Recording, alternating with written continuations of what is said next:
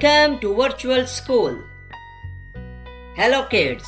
Today we are going to learn about big letters and small letters. Big letters are also called capital letters and small letters are also called lowercase letters. This is big A and this is small a. Both says A for apple. This is big B and this is small b. Both say B for ball. This is big C and this is small c. C for cat. Where do we use big letters?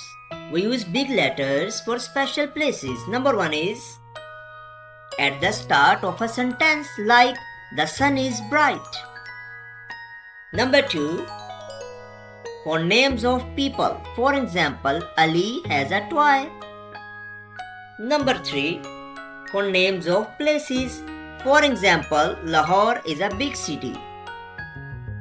Number 4 for days and months. For example, Monday, January.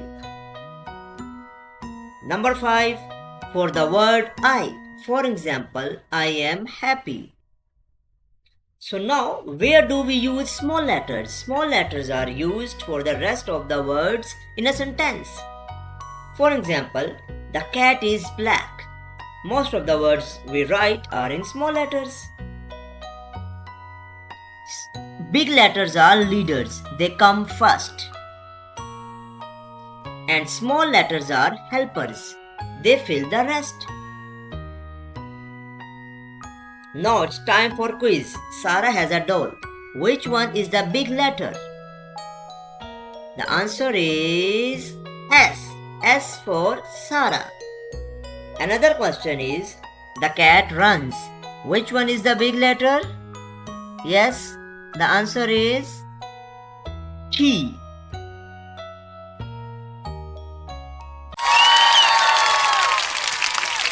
Great job, kids! Today you learned big letters and small letters. See you next time.